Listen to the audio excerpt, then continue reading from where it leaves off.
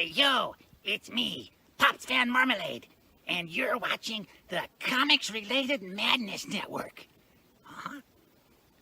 So come get some. CromCon. CromCon. Hey, we want to shout out to our sponsors, Daytona Beach Comic Con. If you are a fan of comic books, if you're a fan of comic book conventions, and if you like meeting comic book creators and getting comics and comic-related stuff, then you need to make your plans to attend Daytona Beach Comic Con. This year's show is September 9th and 10th.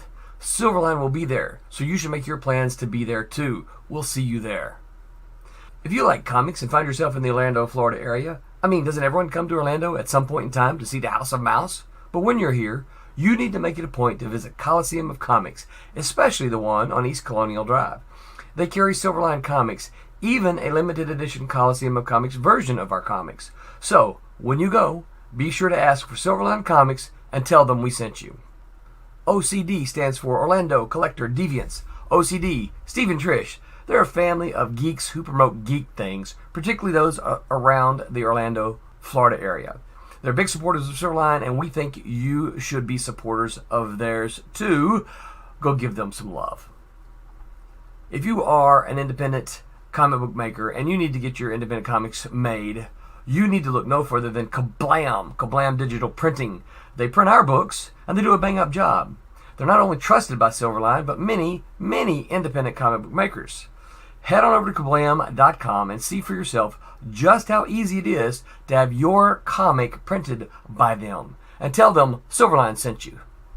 Hi, this is Tim TK, host of That Silverline Show on Tuesday. Join us at 11 p.m. Eastern, 8 p.m. Pacific every Tuesday night as we discuss pop culture and the joys of making comics. Hi, I'm Barb Kilber, co-host of Silverline's Wednesday Wham. Join us each Wednesday night as we discuss comics, literature, movies, and anything else that may catch our attention. I'm Roland Mann, and I host Silverline's Silver Sunday. Join me every Sunday at 8 p.m. Eastern as we make mine Silverline.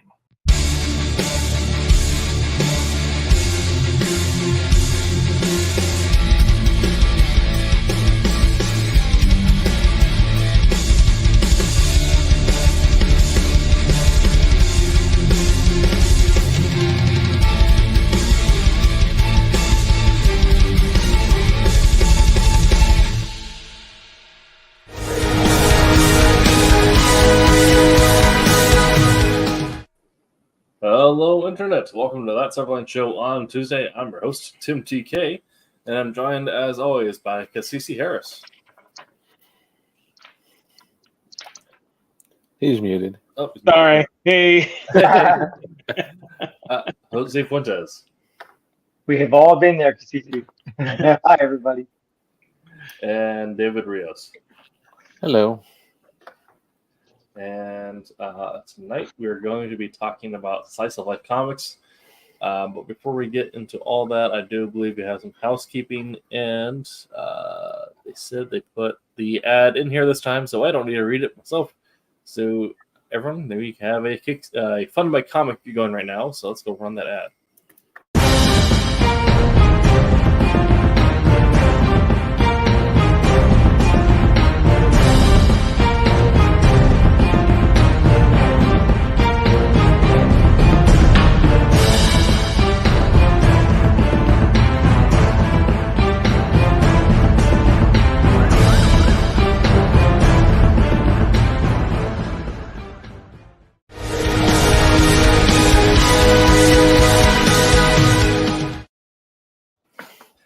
That's right. Silverline Team Up number 2 is currently funding. We are on the front page of funmycomic.com. So if you just go to funmycomic.com, you'll find us on the front page. That's awesome. Yeah. We have raised 123% of our goal with 11 days still have to go. So if you want to help us push some stretch goals, some added perks, go ahead on over and pre-order your copy. Like you always say, these comics are already completed. You're not funding a pipe dream or something that'll never happen. This is you placing a pre-order in a system that's easier for us to manage. Right. And pack it because that just gives Pete more work. Make him draw more stuff for you. Absolutely. Okay. So before we get into tonight's topic, let's go ahead and break the ice. We'll discuss what we have been reading, playing, watching, listening to, whatever we've been ingesting this last week. I'll pass it off to CC first. What kind of media have you been taking on since last Tuesday? So got caught up in Demon Slayer, X-Men Nice. 97. Been reading The Art of Writing Comics. Okay. I had the book before, but now just going back through it. Just trying to sharpen my skill. Absolutely. And then, learning more about writing dialogue too. So I suck at it. So Being kind of bad at something is the first step to being kind of good at something. yeah. Right. Jose, what kind of media have you been taking in? I've been playing a little bit of Baldur's Gate 3. Us. Yes. The graphics on it are pretty awesome. But I have it up here. I kind of started rereading my was it Frame Noir? No, Framed Ink. That's what it was. Hmm. It's just a book about using spot blacks and like better techniques and fundamentals about inking. But I was talking with one of my nephews about it.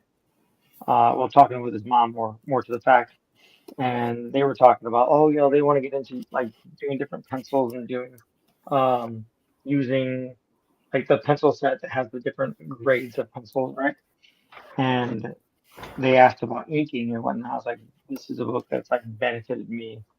Like definitely take it and like break it down and like learn new things. So Which book is that again? it's Framed Ink. I hit myself in the face with my glasses.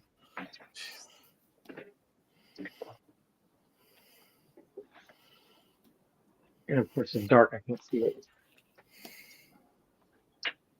Great perspective. For our audio listeners, Jose is currently just scrounging around. Yeah, sorry. That one and this one. Nice. Just a couple. I get. It's dark, so it's hard to see. But I keep them handy, like they're right up. You know what I mean, within arm reach, so I can go back and reference them. Like this doesn't look right. Like it doesn't. For some reason, something is just not. It doesn't have the depth that I want it to have, and so I'll go back and like, what am I missing? What can I add? So. Thanks. Yeah. I guess the question that I have following that is, did you do a custom origin or one of the background origin characters for Baldur's Gate, and what kind of playthrough are you currently doing? Custom. Always Nice. custom. And I'm playing Tiefling Paladin. Nice. My first playthrough is also on the Paladin. I'm currently going through it again, this time doing Dark Urge Fighter, and it's like Blessing and Eldritch Knight. Funny, I just learned that there was Dark Urge, like storyline, everything for it and whatnot. So like, I'm like, don't confuse me. Too many options. Don't do that to me. That's fair. Okay, David, what have you been taking on media-wise this last week? Just finishing up X-Men and just reading some of the old House of X stuff, and same old as I've been doing, just trying to get through some of that stuff. Yeah. Okay. Dude, no spoilers, but friggin' X-Men 97 was friggin' awesome. Oh, so yeah. Not just like one of the best pieces of like Marvel on screen recently, but I think just like one of the best pieces of media on screen. Like it's so good. Yeah. I won't spoil anything, but one of the things that I thought was really cool was that they brought Gates McFadden in to do a voice. Yeah. I won't say who or anything because I don't want to spoil anything, but I thought that was awesome. Yes. Absolutely. I had to go back and look and see who. Look up those credits, yeah. Right. And Jawbone says it's so good. Yes, it is. Yeah. I have been. I need to catch up myself a little bit in the last couple episodes. Media-wise, this last week, I have started started a new playthrough in Baldur's Gate, doing the Dark Urge fighter playthrough. So when I have time, that's what I'm doing. But on that, haven't really had a chance to read much that isn't work related. So it's been mostly like marketing news. But we did get a long D&D session in on Sunday. We're going to try out the new Dungeon Master screen that I built, which I have photos of on my Instagram. But I put together I went through and did some woodworking and built a custom Dungeon Master screen that I could slide, that has a monitor built into the middle of it that I can run display cables to from the back. I have little like ports cut out. So yeah, that's cool. That sounds cool. Right? So getting all fancy and stuff. Absolutely. But yeah, other than that, it's kind of what I've been up to. Yeah, that and a shout out because my son graduated high school this past week. Awesome. Yeah. Now on to the hard part of life. Right. Paying bills. Oh yeah. Like his college. Oh wait, am I still paying for that? I mean, if you haven't saved up. Oh my gosh.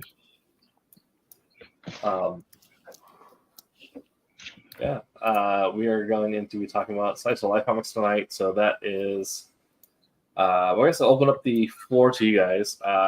Do you have any experience yourselves with the Slice of Life genre? Do you know what it is? Do you not know what it is? Are you well versed in it, or are you have no idea what we're talking about? I would assume Slice of Life, and this is an assumption or a presumption, I should say. That's the genre of comics where it's not particularly anything superhero. It's like normal people going through life, and there's a series of actions that happen that make it interesting. Yeah. So I've had very little experience in those comics.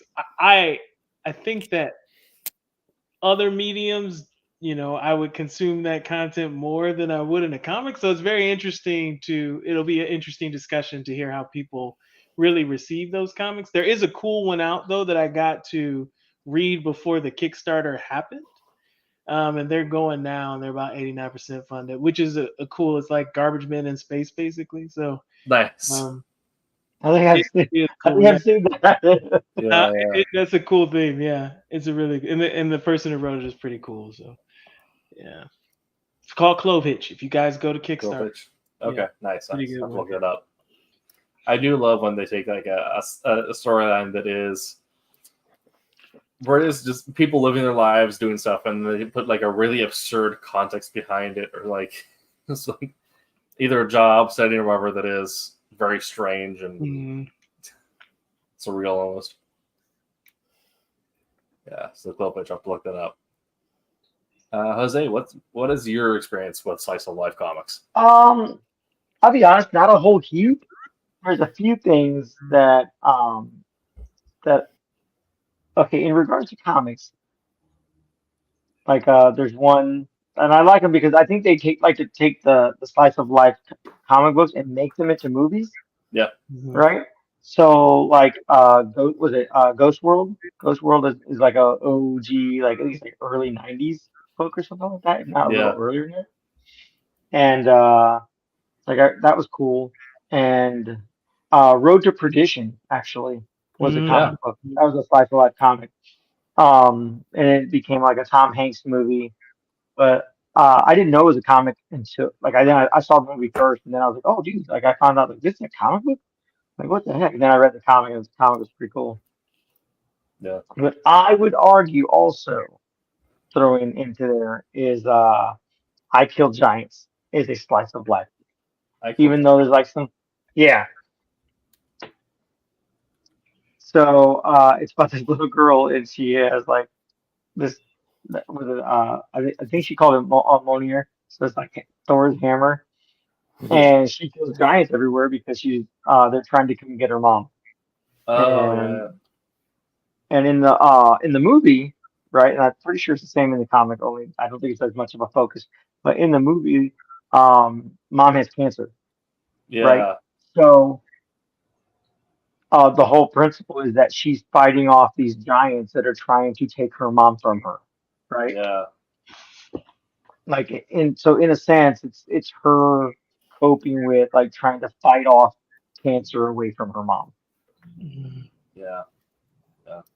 I agree with you on that because it like because the fantasy elements right are it's the character, it's the girl's imagination, and like it's her Right. living that experience. But yeah, um, Like I as soon as I saw our theme, like that's the first comic that came to my mind was I Kill Giants.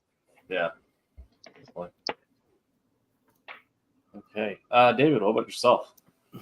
Not a lot of exposure to that.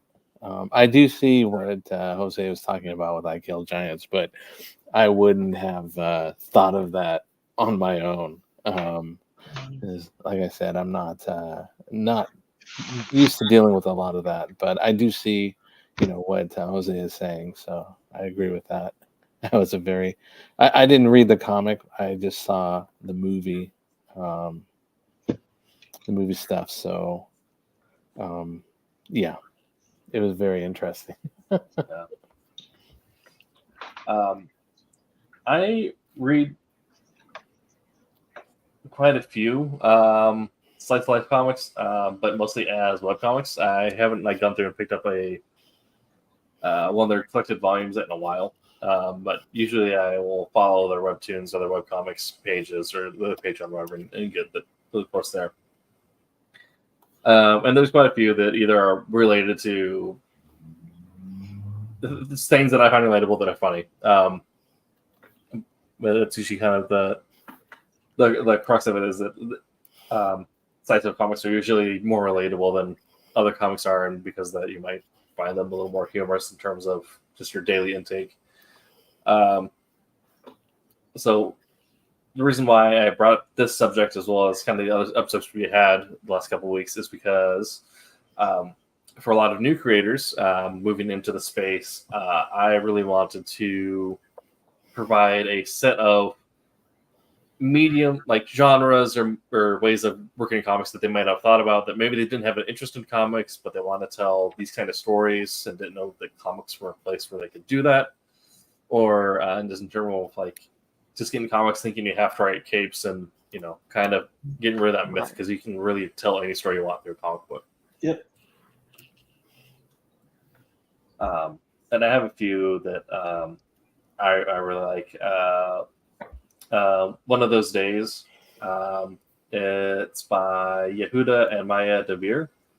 Essentially, it's just a couple that catalogs their stories in a hyperbolic way, and the it's very funny about how one of the things that I got really into got me hooked on their stuff was when they cataloged the husband's man flu. Yeah, the husband is this big burly dude with a big black beard, and the wife is much smaller. And the comics I have where she's taking care of him or carrying him around the house and stuff like that. Because this is for those of you Because who men are babies. We're babies when we're sick. Don't sugarcoat it. Put it out there. I think I know what this is. Okay, Yeah. I got it. Yeah, it documents like the pregnancy of their daughter and whatnot, like to like a toddler running around everywhere. It's freaking hilarious. Yeah, there you go. Yes. Okay. Yes. Yeah. Okay. Yeah. I know this one. Yeah. Another one that I have been enjoying a lot. This one. Adulted Sarah Scribbles. Yeah. Adult is the myth. very relatable if you are another creative person or have gone through like a creative program or something like that, because that is a lot of what she talks about is just the weird interactions she has with people. And it's like, if you're a creative person, and like, how do you navigate adulthood, because your job probably looks different than everyone else, and you're trying to combine with different things. A bit more on the almost esoteric side of things. There's one called The Collected Essex County, which if you have not heard of, The Collected Essex County is essentially Jeff Lemire writing about his childhood. Huh. Yeah. Jeff Lemire, he did the artwork for Little Monsters. Yeah. And so he kind of, if you're interested in like the lives of comic creators and other creatives, that's an interesting read, because it is talking about how Jeff Lemire got inspired and how he got started in comics and all that stuff, and kind of going through his daily life. Mouse. Is Mouse a slice of life comic? Mouse, Was it Art Spiegelman is like documenting Yeah. the life of his life of his dad? Yeah, in a weird way it is. Yeah, it's a very dark but- one and deep one, but yeah. I guess kind of similarly, Vincent in Pieces is a slice of life about Vincent Van Gogh, but if you're familiar with his life was fairly tragic. So, yeah. Would you consider Dilbert a slice? Dilbert, yes, actually, a lot of Sunday Funnies would fall under slice of life. Doonberry, or was it? Is it Doonberry? Kathy, yeah. yeah, Doomberry is. Yeah. But anything where the main story is the main drama or the main conflict, main story elements are in daily occurrences, not necessarily in high stakes, high fantasy. Yeah, so we kind of have touched on and talk about our experience with the slice of life comics. We hadn't touched on the characteristics of slice of life comics, the focus on everyday events and experiences. You'll notice that in some of them, there might be an emphasis on character development and relationships or lack thereof. Juneberry was very dynamic in how the characters grew, changed careers, got married, different things like that. Whereas almost parallel opposite, you'd have something like Dilbert or one of those days where the family, it's the family set, that's their dynamic, this is who they are, and it's about how that relationship interacts with the world around it, but that there's not necessarily a grinding or changing in that relationship to begin with, or as part of their action. Scenarios in general are either realistic or relatable, sometimes both, but like you said, with the trash doctors in space, not necessarily realistic, but definitely relatable. And often lacking a central or overarching plot. So a lot of it's going to be issue to issue or strip to strip, not necessarily, having a 5 issue epic arc that culminates in a boss fight. There's a military one, Terminal Lance. I don't Terminal know. Lance is so good. It is. It's so good. That's so good. That's a deep cut. Let's see, probably pull that up. Terminal Lance? Yes, I'm gonna get that thing pulled up. I think he actually put out a hardcover too. I think it's called White Donkey. Yeah. This is gonna be a very deep cut for anyone not in the know. Which one is appropriate? Yeah, I was gonna say you may have a hard time. He's got some out there. Oh, disclaimers. We need disclaimers, people. All right, here we go. This is. It's very inside though. It's very inside baseball, yeah. If But you're not, yeah. but if anyone has a terrible boss, then you probably get something like this. You'd probably understand feeling like this is the way your boss feels. It's also if you did reenlistment in San Diego. Sorry. Oh my goodness. Oh, this is great. So Also, the coloring is newer. He used to just do black and white, but I believe he is now out of the Marine Corps, now out of the reserve, so now provides more time to actually focus on just creating each strip. But it's the same idea where it is smaller strips, and it is just these small vignettes of life in the Marine Corps or life around the Marine Corps. Great. Yeah. So just see you reacting to it just makes it that much more interesting. Yeah. I'm sorry, it's just so funny. The little nuances. Right. I mean, because yeah. Either you have like a great staff, or you feel like your staff just absolutely wants to murder everyone in their unit. So, yeah. Like, but that's yeah. That were like memories. Mm-hmm. I also just had something. There's a TikToker. I think his name is Goth Dad, but he's the vocalist for not Void Division. I think something Vision. It's a new like goth punk band, but he was talking about something, and then he mentioned Rip It, and I just like immediately went back and just dramatic thoughts. Yeah. All right. So,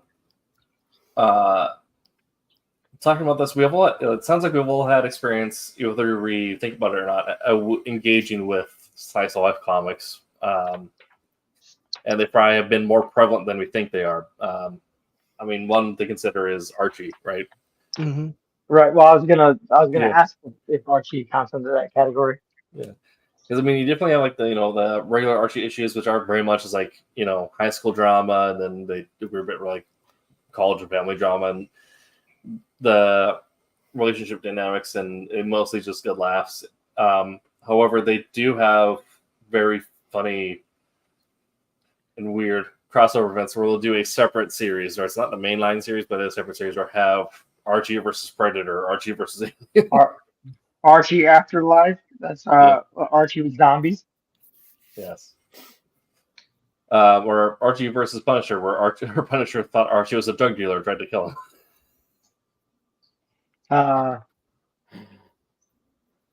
There's another one.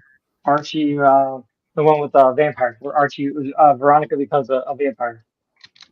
Yeah, definitely. There are some cool ones.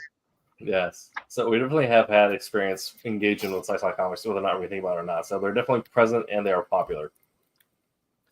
We're kind of getting into the creative side of things. I personally have not had much experience creating that side story, especially in a comic aspect. But you almost find yourself wanting to pull elements from that storytelling when you are engaging more human aspects into your stories. Right. You'll have moments where you'll take like 2 pages to have a more slow human experience with the characters to try and get them know them in the middle of all the actions happening around them. A spy story or a cape story or whatever.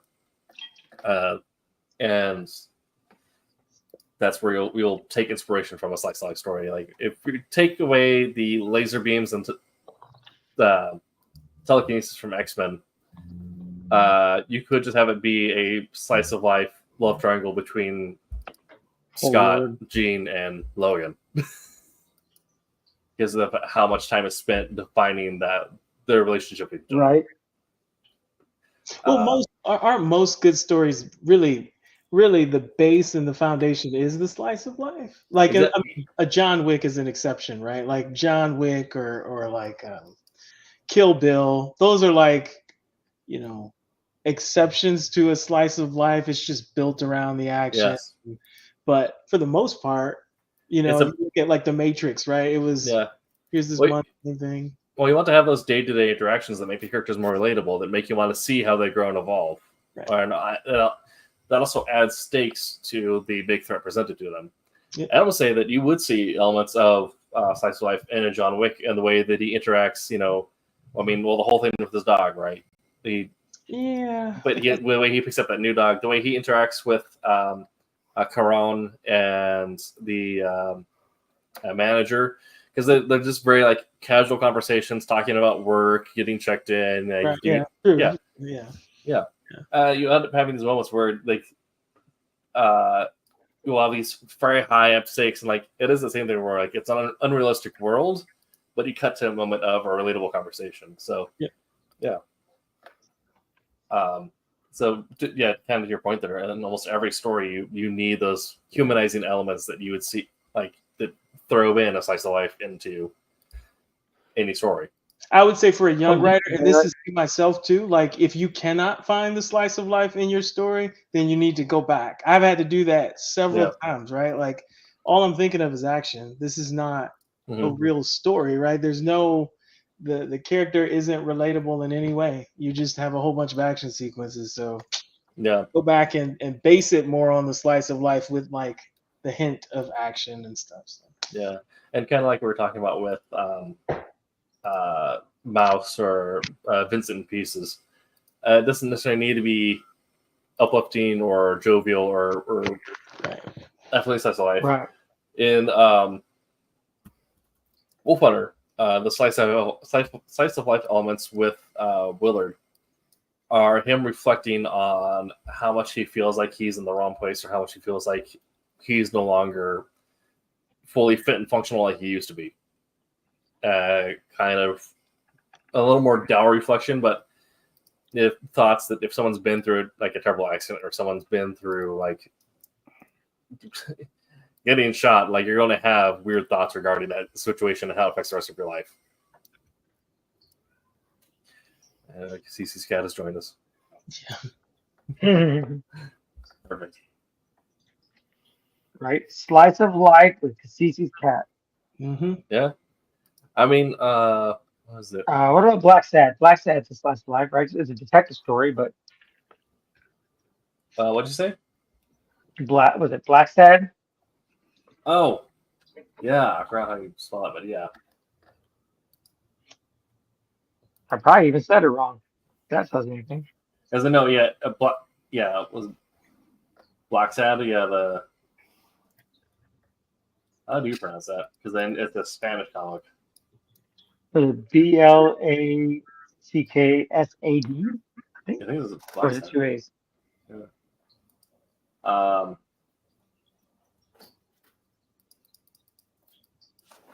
There you go. Let me grab this pulled up. For those of you who are unfamiliar, this is one of those comics that you kind of get taught about in school, because it is just like such an art thing. But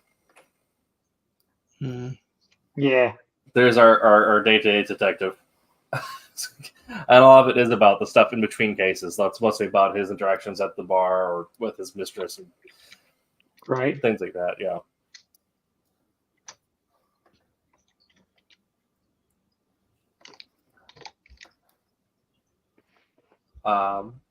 Yeah. So kind of talk about Carol was there. So things that like kind of mentioned to consider. And this kind of falls into really need to follow what's called the triangle of weird, or the rule of two. Everyone's used to the rule of three, right? Everything comes in threes. So like you hit a joke and you hit it 3 times. But the triangle of weird, or the rule of two, is that you can have a weird setting, weird characters, or weird theme, but you can't have all 3. Fair. Yeah. Pick 2 to make weird, and 2 to be normal, and then have the other one be the other and be weird or normal. So a setting, so we can have a normal characters and a normal theme. Trash collector guys, weird setting, they're in space. And they don't necessarily need to be like hard. It's not a 1 or 100 scale. You can do like things in between where you just make themes hyperbolic, or make characters hyperbolic, where they're still normal but they're just a little more amped up. Mm-hmm.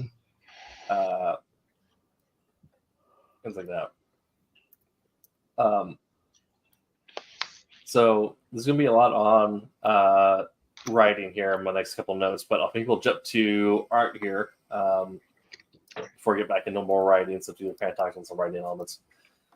When you're telling whenever you're creating any sort of comic, you need to find an art style that complements the tone. And Kiwi, the Cube Tube.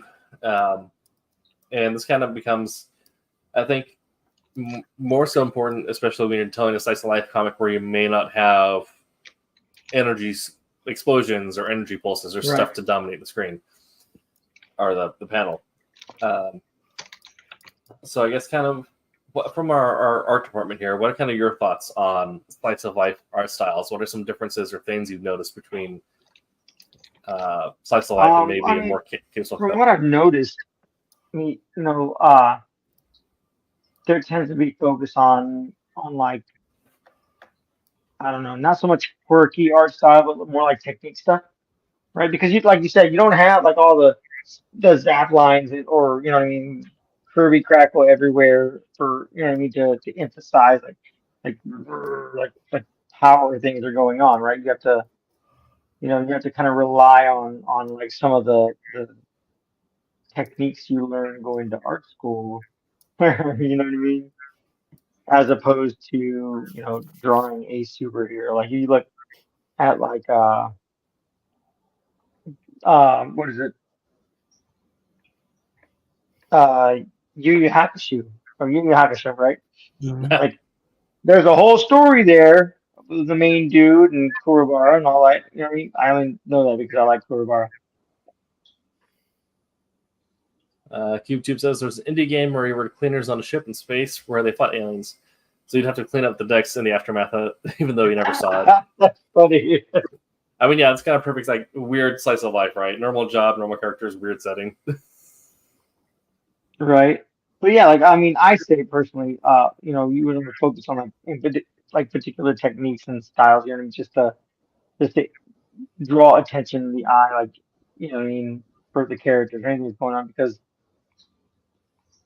I don't know, most of it to me in my head anyway, there's a whole lot of like story going on, you know what I mean, and like storytelling and not so much action. So I think I just fumbled through that one. But yeah, that's basically what I'm saying. Oh yeah, Technique. Embrace your basket. Was it cross hatching in your basket weave? Don't tell Fernando I said that.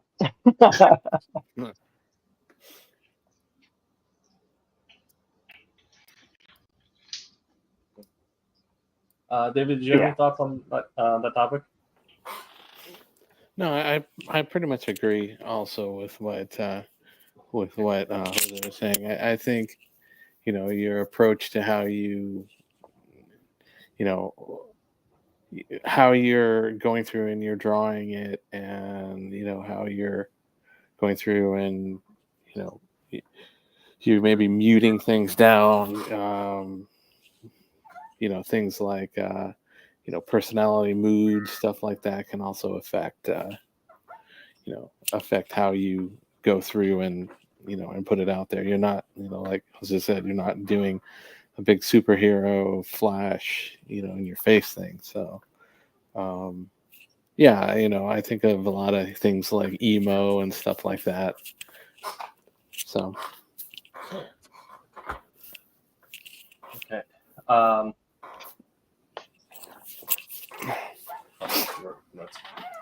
Yeah, you kind of mentioned that notice on making it more personal.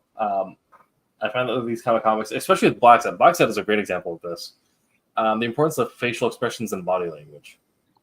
Yeah.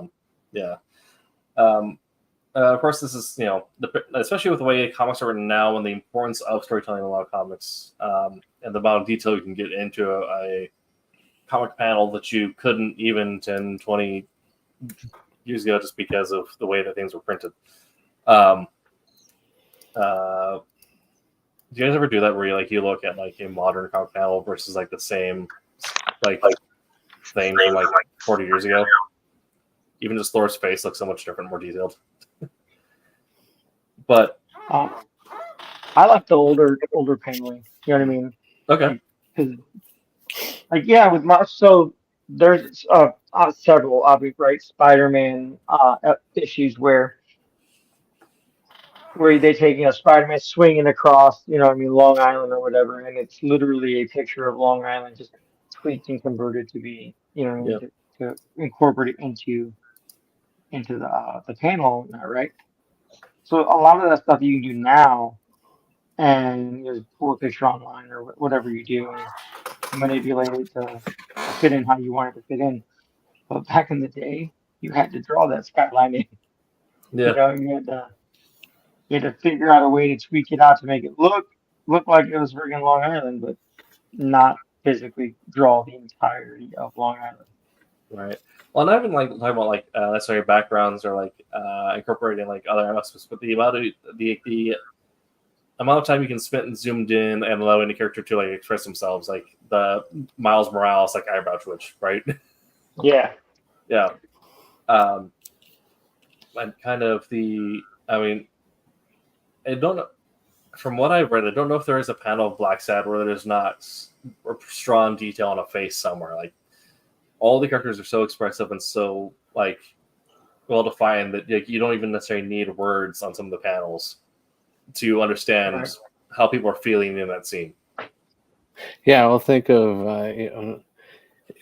something. I mean, you don't need to put any words to his mouth, but you could sit there and draw J. Jonah Jameson, and that typical, that spouting, that scrunched up face, and and the anger and expression, the passion that he has on that.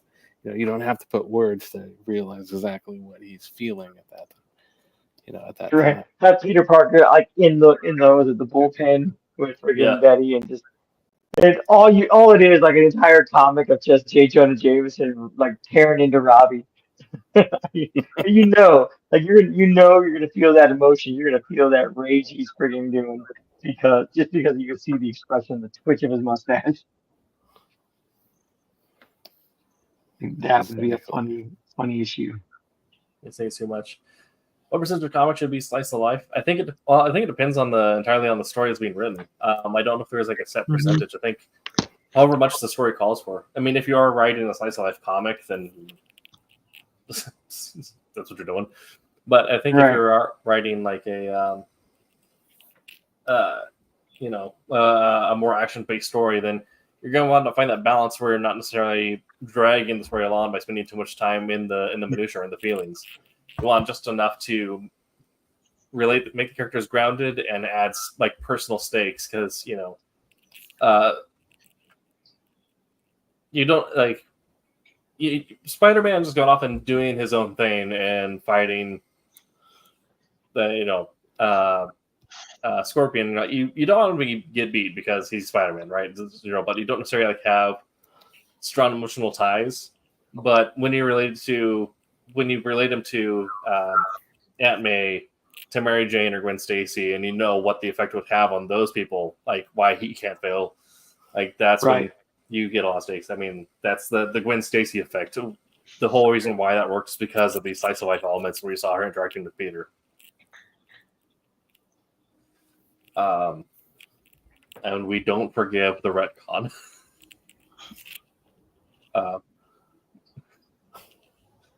Sure. Yeah.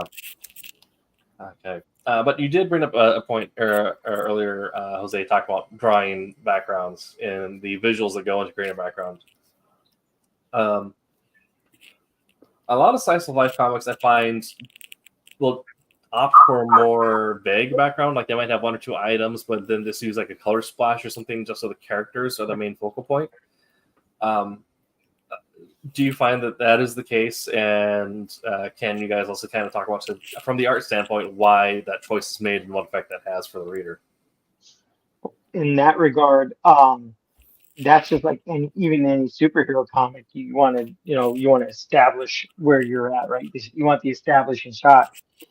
After the establishing shot, you pretty much just semi omit background unless you really want to put that detail in, But you can do an establishing shot and then just do a bunch of panels like of people sitting down. You know what I mean? Every now and then, like throw a window in. You know what I mean? It's just to help set like a timeline, right? So like, say people are having a conversation, it's morning, you set you set your establishing shot with like as sun is rising and whatnot, and then as they're conversing throughout the panel, you can establish your window, you know what I mean, and then every so often like angle it so you can see that window again and see the sun going down, or the angle of angle of the sunlight coming in and the shadow of anything that's in front of it, right?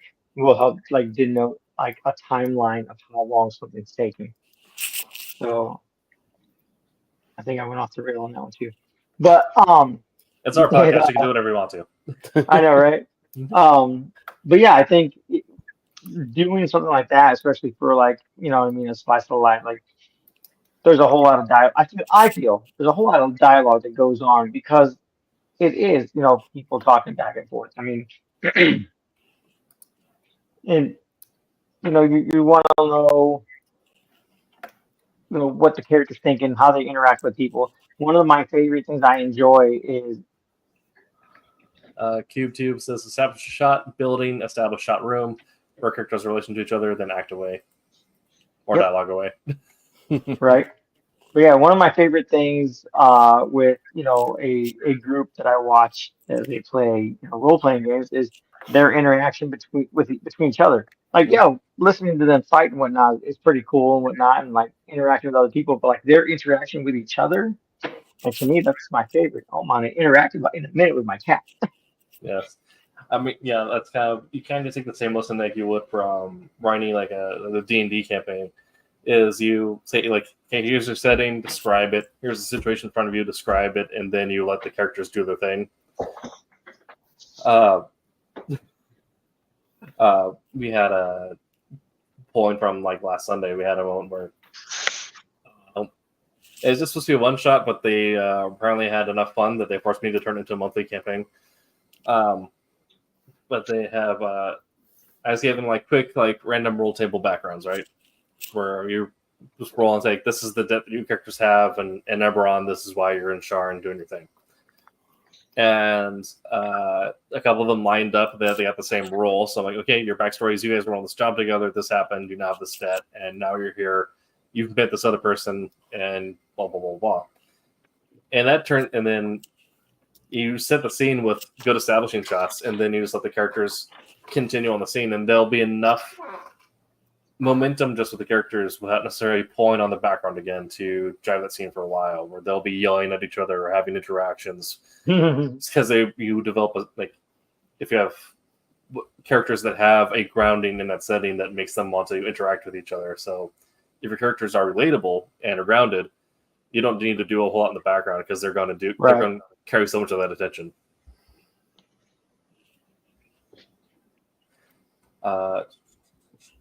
Okay. Now popping back over to the writing side of things. And of course, even though this is like writing stuff, Jose, David, feel free to pop in with any other input on this because you guys are also readers of comics, so you're familiar with what we're talking about. So when you look at creating these relatable and realistic characters from a writing standpoint,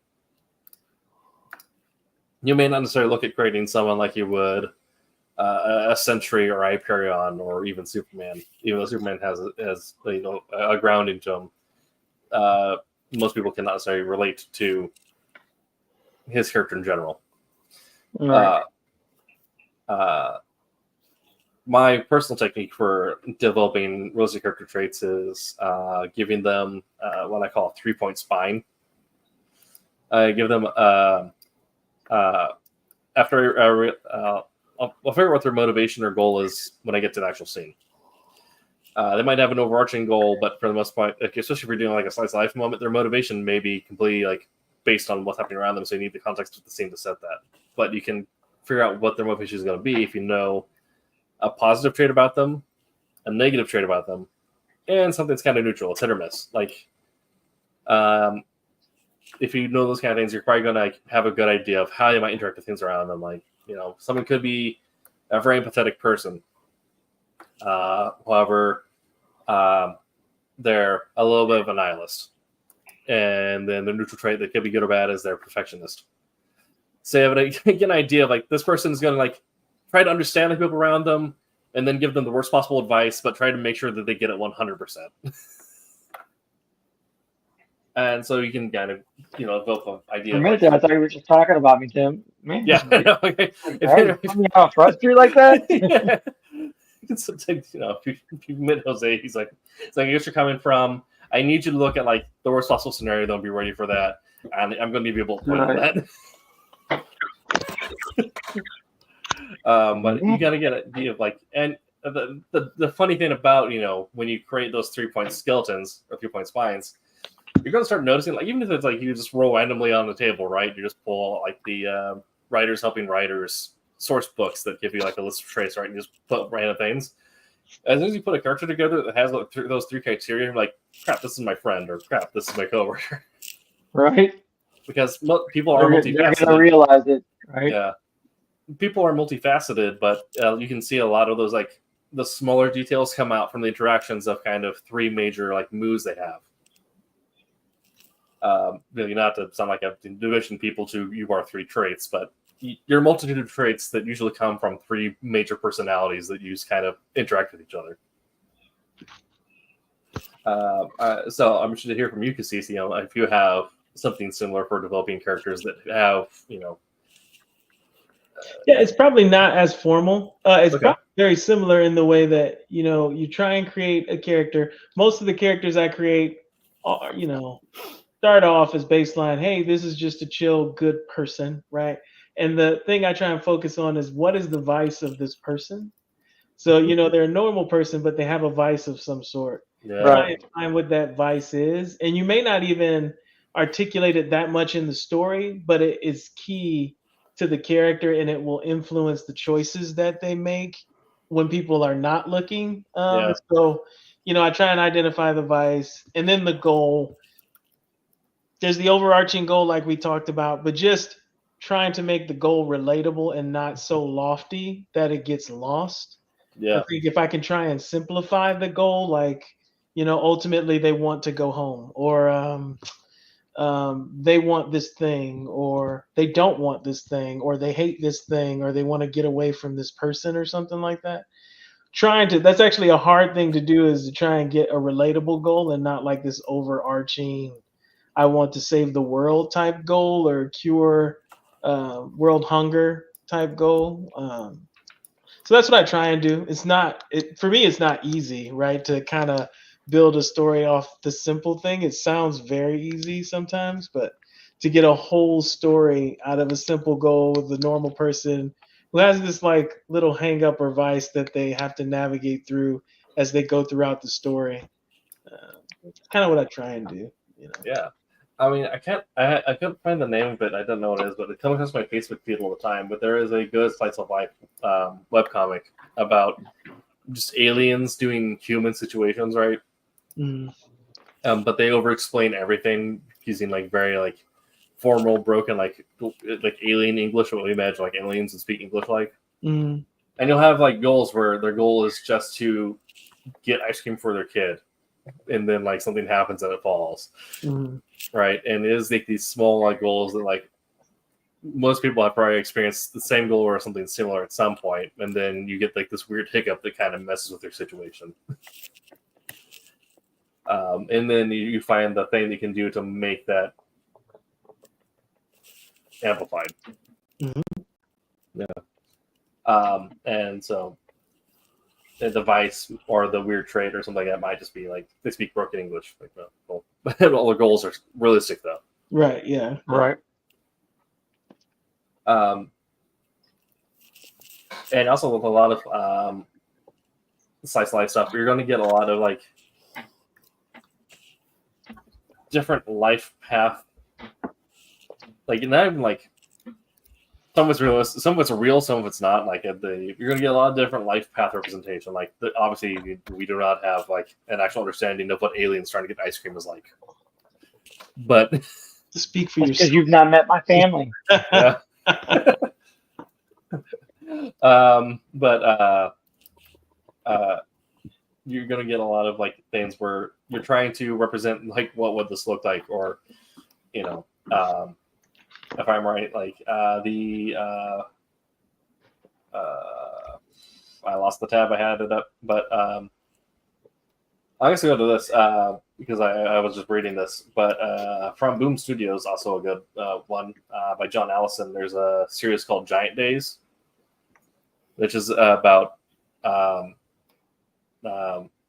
younger women going to college and what that change of life looks like that first day, like there, and all that stuff. Obviously, I don't have that experience, but it's interesting then reading like a fictionalized take on that experience, and it kind of what we talked about with the last week, how you can have these more literary comics, things like Mouse, things like We Were Silent, or whatever, where you get an experience that you can relate to because it's presented to, like, Mouse allows you to have an understanding of what it was like for the creative family to go through the Holocaust and survive that. Slice of life stuff allows you to kind of do something similar with more modern day representation in a way that is hilarious or funny or more digestible. Like, I don't know what it's like to be a trash man, right? But reading about trash man in space allows me to understand some of the humor that goes into that. If you don't know what it's like to be a Marine or a military contractor, you could go read Terminal Lance, and now you get an idea of, now you're Googling what the green weenie is.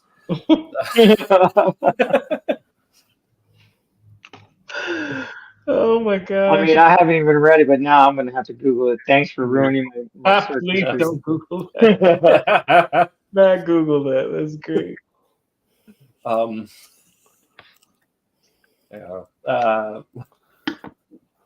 things like that. It's action based, but it pulls into similar slice of life things. Like one more like the military contractor side of life, you could look up Red Sky, Black Dirt, or Black Sand, which is a bit more on the military contractor side of things. And like you're just there to like the understanding like that experience is different than like a regimented military experience. Things like that. Yeah. That's kind of all I have for that point. Did you guys have any thoughts on that yourself, or any things on using comics? I mean, in general, using comics to experience different stories is kind of the key to it all, right? Whether that is something realistic or it is the power fantasy of, as an impressionable 5-year-old kid, maybe one day would grow mutations. I think, when I was thinking about slice of life comics in general, I think today people and it's probably because of the Marvel Cinematic Universe. Yeah. People get caught up in the fact that in order to be successful as a comic writer or artist, you have to participate in that type of comic, because that feels like, even though there's a lot of graphic novels that become series that people don't really know come from a graphic novel, but for the most part, people think that is what success in comic book looks like. And so if you strip that away, if you strip money away, right, and you strip like the Marvel Cinematic Universe away, and you really just wanted to tell a story, I think that opens it up to the slice of life comic so much more, right? Like, just tell a story, like through the medium of a comic, right? Just tell an everyday story about how you felt doing X, or a tragedy. This is what happened when my mother died, or something like that. And that's a very tragic situation, but when you express a story in that way, and you're not in it to make money, and you're not in it to get like this fame, I think rich stories will come out of that slice of life type stuff, and you'll be a better writer, I think, even if you want to do that kind of hyper fantasy or like hyper sci-fi stuff. I think you become a better writer when you can kind of just strip all the other crap away and write a story that comes from you, or maybe something that you observed in a slice of life type format in a comic book, and then you just start practicing that and running with it, like so.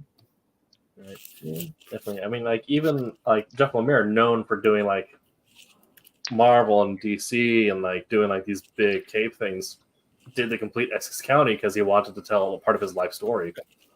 And like there's some really great artwork in there that he did because he's just taking time to like do his own thing and be open and honest about himself. Yeah, I think a lot of people too I think there is Hollywood has kind of done every writer everywhere a disservice, and that in like even movies about writers, the goal for everyone is to get their script or their book optioned by Hollywood, right? Yep. But I mean, you may not be a 1%er, but you could find success and live a comfortable lifestyle just doing webcomics with a Patreon. Right. Yeah. CubeTube, our friend Quentin Bedwell. What usually happens, something is successful, then people detect the format and then attempt to duplicate it to get the same success, but it doesn't work that way. Yeah, absolutely.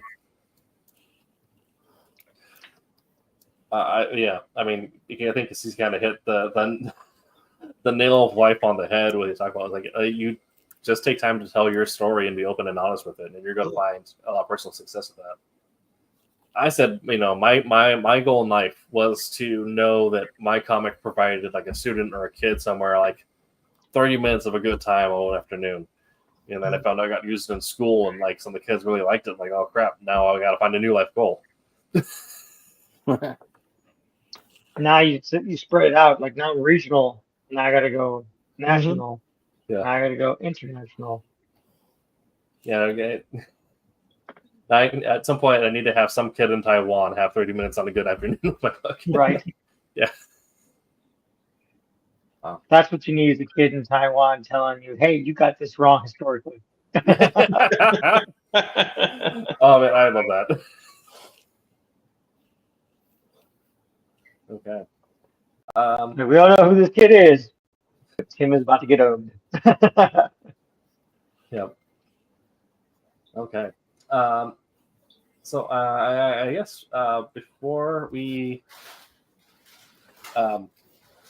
end our discussion here tonight, after Cassisi has been so kind of poignant with our ending notes. Sorry. I mean, you nailed it. Okay, show us the so many apparent moments in Jeff Smith's Bone is issue 111.5 versus two characters fixing a roof. Yeah, right. It's just those little moments where you develop a lot of affection for the characters. I think that's why the X-Men cartoon was so successful, especially like X-Men Evolution, and then why people wanted, was there so much nostalgia that they decided to go back and make X-Men 97, is how much time those cartoons spent in the school or in the danger room or the lab, where it's just characters talking and stuff like that. I mean, not to get spoilery, but if you've read the comics, you know about the Gambit Rogue Magneto connection. And 97 spends a lot of time exploring that, and that is just weird romance things that aren't necessarily mutant related, but they're just life related. Mm-hmm. Yeah. So I guess we'll have the floor for final notes, final thoughts, or recommendations for getting into creating comics in the first place. If someone realizes they have a story about their life or has something that they want to talk about, but is looking to get started, or if you have any final thoughts or things that you want to hit on with regards to sci-fi comics that did not already hit on. Just for writers, the key to writing is to write. Like, screw format right away. Don't get caught up in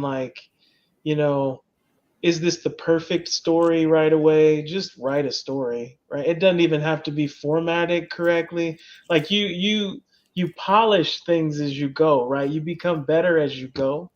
But yeah, I think that you should just write. And a good way to start is a slice of life. Like take a moment in your life, even if it's just a trivial moment, something that made you laugh in school today, or a conversation that you heard and you want to kind of build off of it and to have some stupid story come off of that, right? Just write it, Maybe no one ever reads it. It doesn't matter. You're just getting into that habit of telling story, writing story, and the easiest way to do that to complete the story is to take a slice of life. If you start trying to get into the world building fantasy part of it and then write a story, you'll probably get lost. You'll get lost because you don't understand your world enough to get to the end of the story.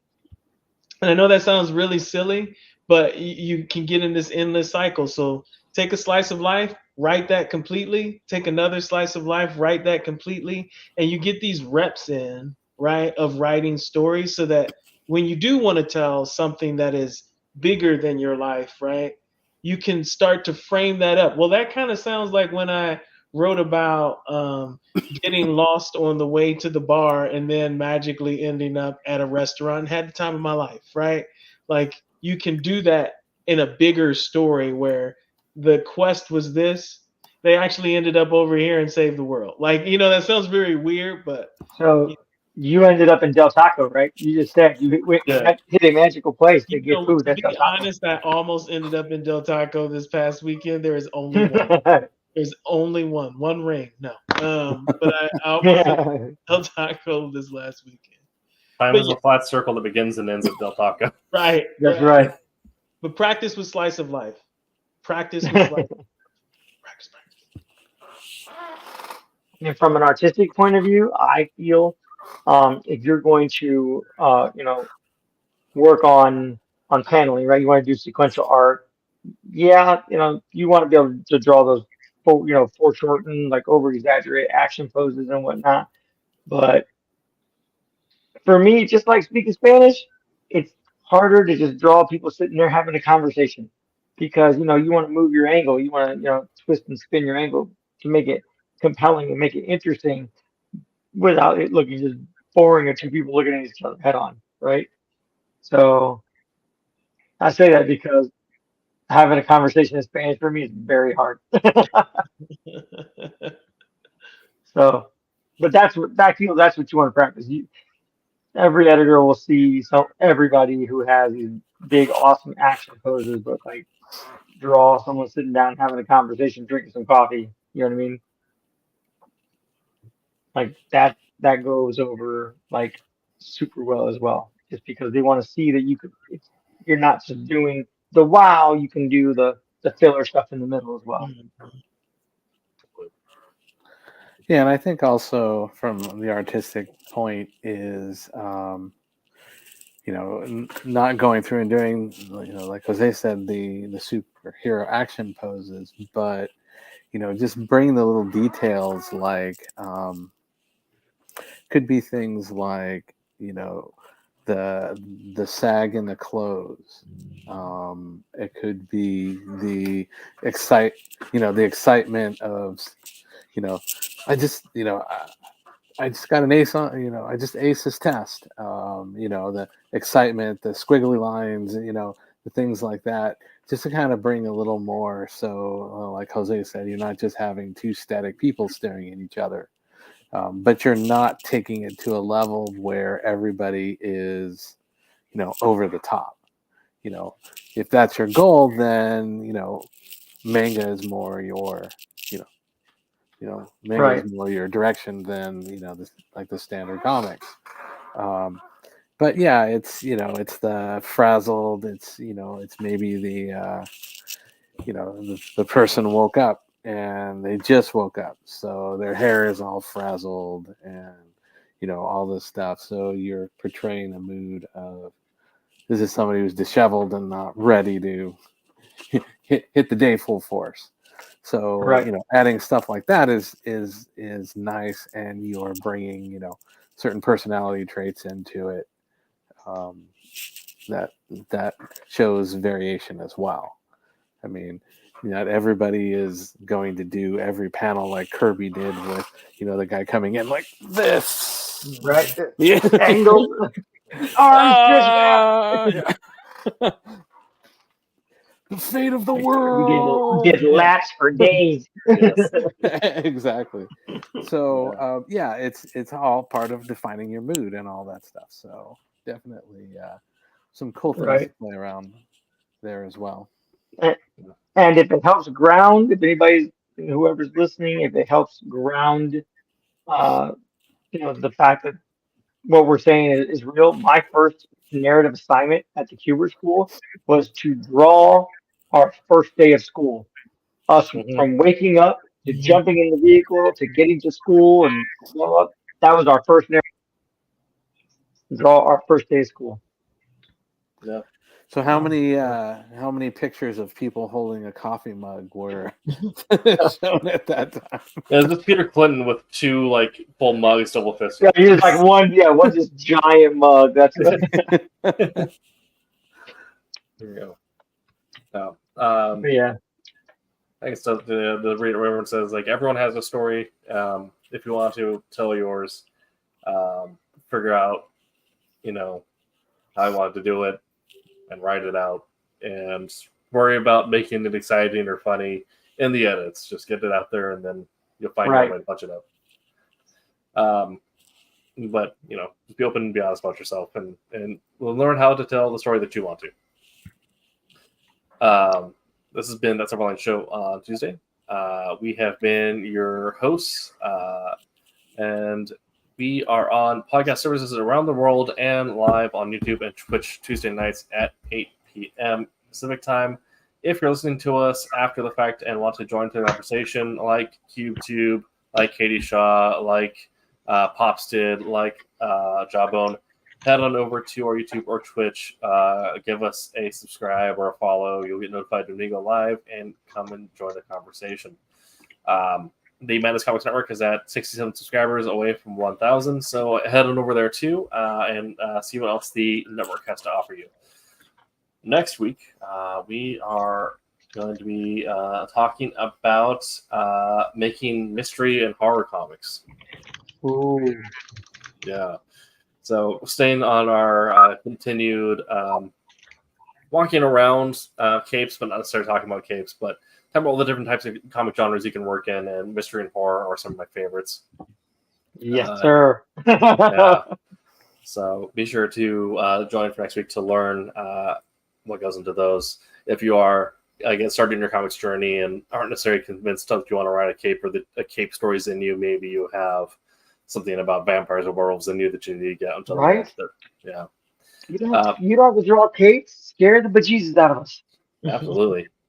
Make sure to check out Wednesday OM and Silver Sunday, 8 p.m. Eastern times on those specific days.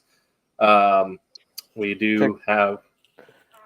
Check out, our current Fund My Comic. Yes.